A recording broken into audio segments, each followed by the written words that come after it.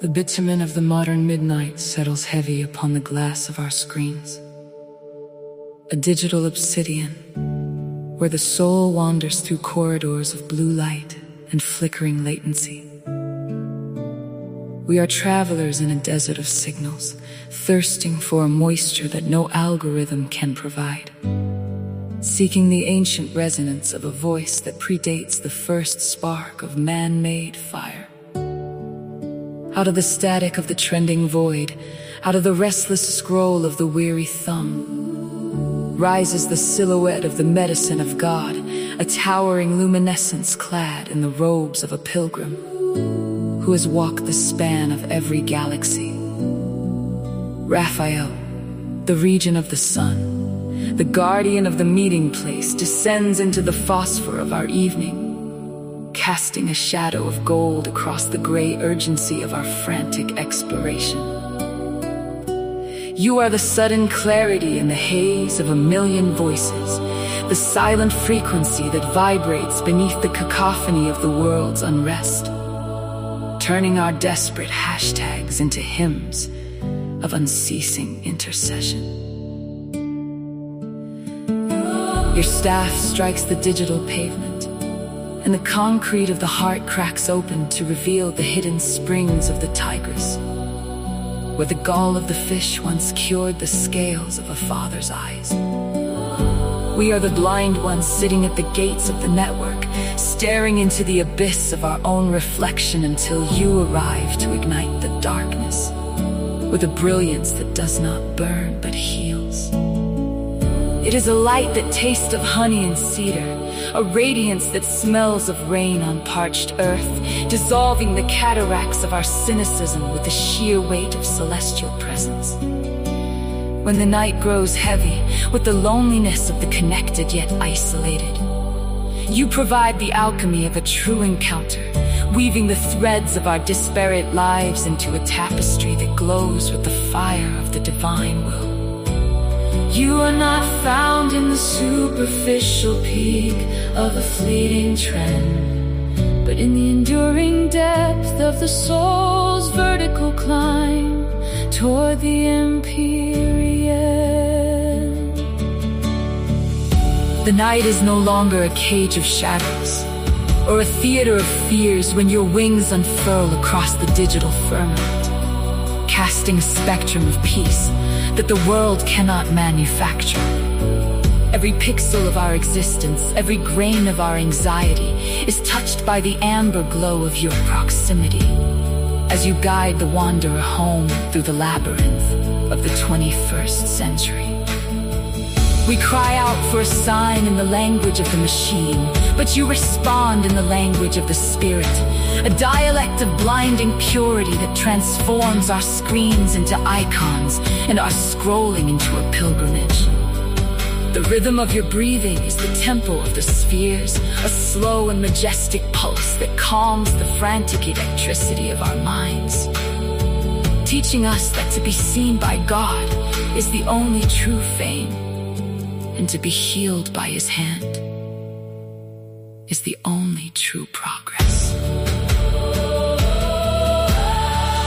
Let the night be lit, not by the flickering of dying stars or the artificial glare of the city, but by the overwhelming dawn of your angelic arrival. You stand at the crossroads of the virtual and the eternal, beckoning us to look upward from the palm of our hands toward the infinite horizon, where the Amen is whispered by the mouth of the universe. In the silence between the beats of a song, in the stillness at the center of a viral storm, we find the quiet fire of your presence, the Raphael light that's the gap between the wounded earth and the dancing heavens. We are travelers, no longer lost, for the guide has arrived with the sun in his right hand and the remedy in his left, turning the dark of our age into a luminous cathedral, where every heartbeat is a prayer and every breath is a return to the source of all light.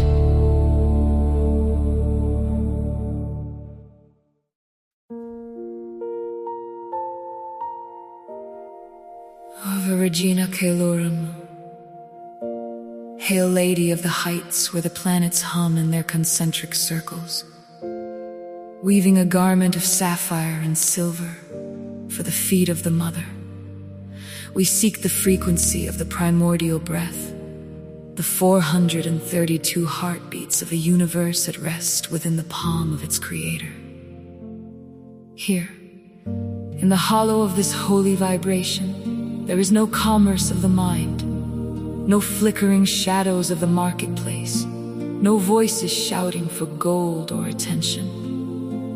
There is only the uninterrupted stream of grace flowing from the throne of the rose, a sanctuary where the silence is not an absence, but a presence so dense it vibrates like a golden bell struck in the center of the sun. Mistress of the morning star, thou art the pitch to which the broken soul retunes its strings. The world is a jagged discord of jagged frequencies, a cacophony of urgent demands, and neon distractions that fragment the spirit into 1,000 shards of glass. But here, under thy blue mantle, the math of the cosmos returns to its origin. We resonate with the soil and the sap, with the turning of the tides and the expansion of the light, finding the exact note that's the chasm between the dust of our bones and the fire of the seraphim. Thou art the queen of the unspoken, the empress of the stillness, reigning over a kingdom where no worldly noise can penetrate the crystal sphere of thy protection. In this digital desert, we find a fountain that does not thirst for our vanity. No merchant stands at the gate of this prayer. No herald of the mundane interrupts the communion between the child and the queen. It is a pure geometry of sound, a sacred ratio that mirrors the architecture of the soul. Ave Domina Angelorum, thou who art the gate of light, open for us the way to the unadulterated peace. Let our thoughts be cleansed of the clutter of the era, the clutter of the screen, the clutter of the ego that seeks to sell itself to the highest bidder. We are not consumers in thy court. We are orphans returning to the hearth of the mother, where the only currency is the sigh of the repentant and the harmony of the humble. The air itself becomes a cathedral of tone, tuned to the heartbeat of the earth before the fall. We hear the vibration of the lily as it opens to the moon, the resonance of the water as it mirrors the infinite stars. Thou art the conductor of this celestial choir, leading us back to the fundamental frequency of love. The noise of the centuries falls away like dry leaves in a sudden wind. What remains is the amber glow of a sanctuary land that never flickers, a sound that is a color that is a prayer. We are suspended in this 4D twofold grace, a mathematical mercy that aligns the spine with the axis of the world and the heart with the rhythm of the divine. Root of Jesse, gate of dawn, the light that filters through this music is not of this world's making. It is the uncreated luminosity that shone before the sun was kindled. We bathe in the purity of this offering, an oasis of sound.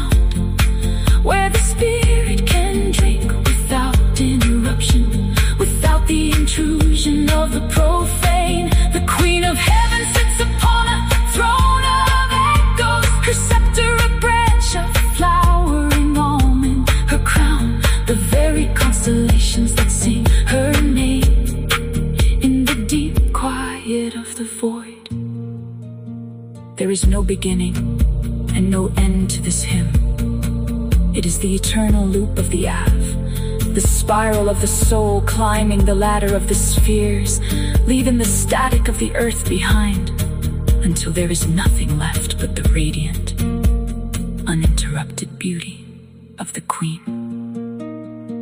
Grant us, O Mother of Resonance, to dwell forever in this stillness. Let the frequency of thy love dissolve the blockages of our fear and the dissonance of our pride.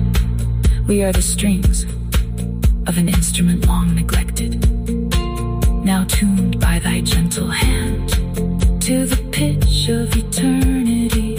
In this space of no noise, no ads, no ego, and no time, we find the true meaning of the Kalorum.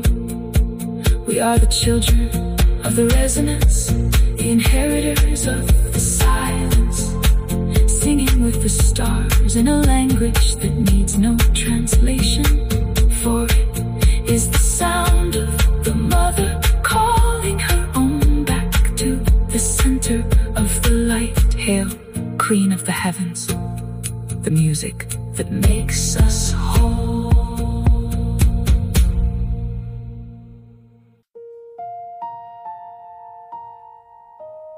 The evening air in Jerusalem held a weight that did not belong to the sun. A density of secrets kept behind bolted cedar doors, where the 10 sat trembling in a half-light of joy and terror.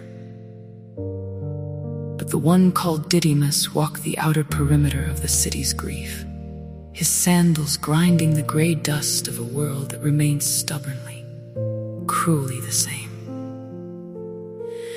For Thomas, the architecture of the soul was built on the geometry of the visible. A carpenter's son who knew that a beam must be felt to be trusted, and a joint must be plain to be true. He was the twin of our own hesitation, the mirror of the mind that refuses to be comforted by ghosts, of the frantic whispers, of those who claim the grave has exhaled its prize. He demanded not a vision, but a collision with the physical reality of a scar. For only a wound is deep enough to hold the vastness of a man's despair. When the 8th day dawned, and the walls seemed to breathe with the pulse of the uncreated, the air in the room grew sharp with the scent of lilies and old blood. There he stood, not as a shimmering phantom of the mind's desire, but as the master of the loom, wearing the punctures of the world's malice like badges of an ancient cosmic rank. The invitation was a thunderclap of mercy. Reach out the finger, extend the hand, map the geography of the side where the spear had carved a tavern for the weary. In that moment, the distance between the skeptic's eye and the Savior's heart collapsed into a single trembling point of contact. The logic of the stone gave way to the logic of the flame.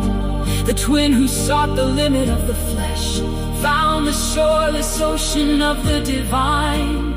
And the cry that shattered the silence was not a confession of logic, but a surrender of the entire being. My Lord and my God.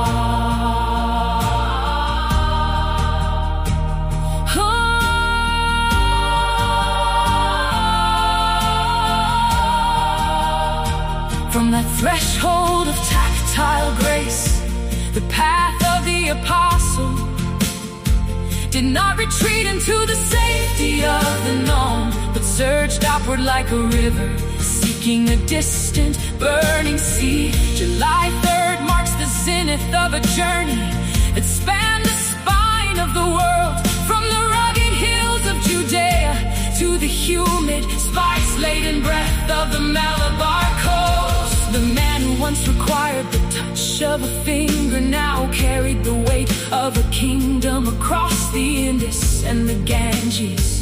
His footsteps weaving a tapestry of light through the dark forests of the East. He who was slow to believe became the swiftest to run. His heart forged into a vessel of unshakable iron, tempered by the memory of that upper room.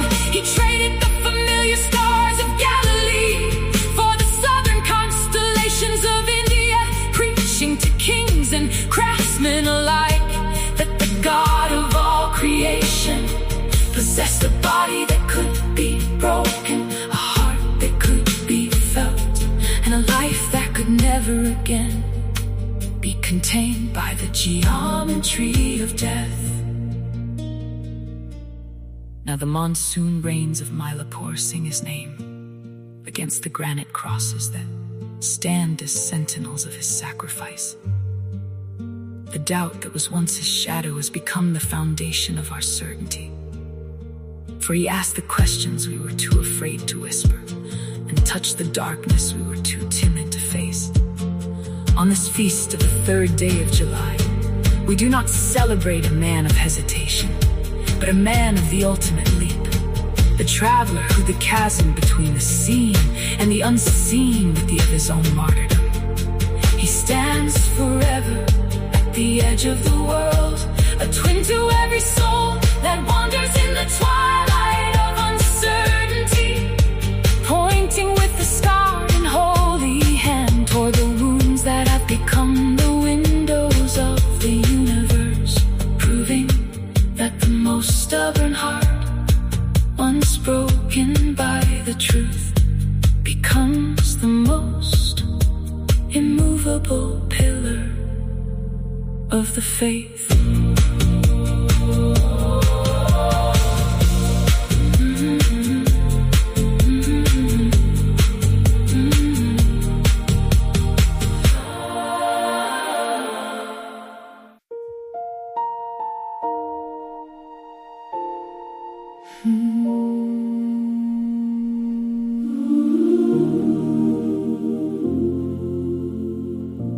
The thumb finds the grain of the first cedar bead, where the wood meets the silver of a hanging cross, and the world begins to dissolve into the cadence of a singular breath. This is the architecture of the unsaid, a cathedral built of repetition, where 12 voices rise like pillars of smoke from an altar of silence.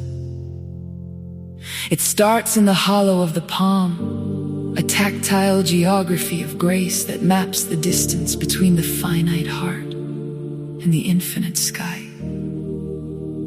We begin not with words, but with the weight of the string, a tether to the shore, for those who are about to drown in the sapphire depths of contemplation. The first hymn is the scent of the crushed lily in the dawn of an empty room, a vibration of fiat that trembles through the marrow of history. It is the sound of an angel's wing brushing against the limestone of Nazareth, a gold-threaded melody that promises nothing but the beautiful burden of a God made small. Here, the prayer is a cool spring, a draught of peace for the scorched throat of the wanderer. We walk the hills of Judea with a secret folded in the womb, feeling the quickening of a promise that outshines the sun. The rhythm of the walking is the rhythm of the beats, a steady thrumming of sandals on dust, a steady thrumming of blood in the temple of the Spirit. Then the light shifts, turning from the pale white of the morning to the honeyed amber of the miracle. We stand where the jars are filled to the brim with the water of our common days, watching as a mother's gaze turns the liquid into the vintage of the kingdom. The meditation deepens now, entering the realm of the numinous, where the tabor light blinds the mortal eye and reveals the transfigured face of love. These are the songs of the luminous, the melodies of the mountain and the lake, where the peace offered is not the absence of storm, but the authority to walk upon the waves. We breathe in the incense of the transfiguration and breathe out the dust of our own mortality, cleansed by the fire that does not consume. But the roses of this prayer are not without their thorns, for the path of the rosary leads eventually to the shadow of the olive grove. The music turns somber, a minor key played on the strings of a broken heart. We feel the damp chill of Gethsemane, the salt of the sweat that falls like rubies upon the parched earth. Here the prayer is a shield, a powerful Marian song for the soul that sits in the darkness of its own betrayal. We watch the purple dawn of the passion, the scourging of the innocent, the weight of the crossbeam that groans with the sins of 1,000 generations. Each beat is a tear, each hour a stitch in the shroud of the world's grief. We stand at the foot of the wood, silent in the presence of the Mater Dolorosa, learning that the deepest peace is found in the surrender to the absolute mystery of sacrifice. Yet the circle does not end in the tomb, for the 12th hymn is a triumphant shattering of the ossified gates of death. The air is suddenly thick with the perfume of the resurrection, a golden vapor that rises from the empty linen. The meditation ascends now, soaring on the wings of the Assumption, following the trail of sapphire and pearl, as the Queen is lifted into the heart of the Trinity. The music is a celestial polyphony of 12 stars that crown the head of the woman, clothed with the sun. It is the peace of the final arrival, the meditation of the soul that has finally found its home in the everlasting garden. Between the decades, in the holy pause, where the glory fades into the next mystery, there is a silence so profound it seems to hold the entire universe in its hands. This is the core of the rosary, the center of the rose where the petals meet. It is a stillness that is not empty, but pregnant with the presence of the one who pondered all things in her heart. To pray these 12 hymns is to weave a garment of light for the naked spirit, to find a sanctuary of rhythm amidst the chaos of the passing hour. The beats click like the ticking of a cosmic clock, but they measure not time but eternity. They are the ladder of the humble, the weapon of the peaceful, and the song of the transitated, who knows that every breath is a gift and every amen is a return to the source of all love.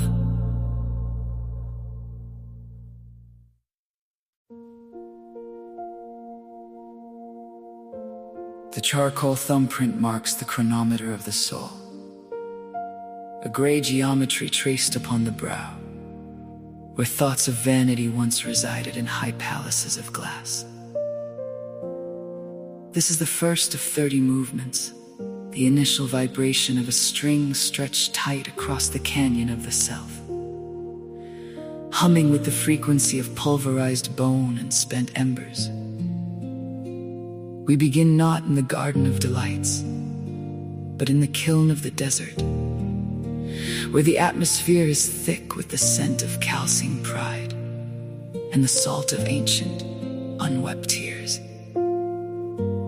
Each grain of dust is a syllable of a long-forgotten language, a vocabulary of mortality that speaks of the wind's inheritance and the soil's patient hunger.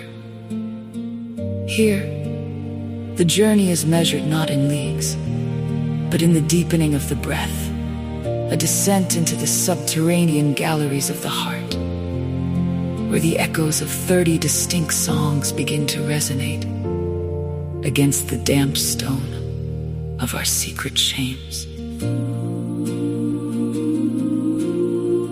Forgiveness arrives, not as a sudden thunderclap, but as a slow medicinal seep, a golden unguent dripping from the eaves of a sanctuary we had long since boarded up and abandoned to the spiders. It is the second movement of the cycle, a quiet unraveling of the knots we tied in our own veins, a loosening of the iron collars we mistook for jewelry. To be healed is to be broken correctly, to allow the great physician to reset the fractured geometry of our intentions until the marrow flows with the clarity of mountain brooks. We offer up our scars as if they were votive candles, watching as the wax of our defensiveness melts under the gaze of a mercy that does not blink.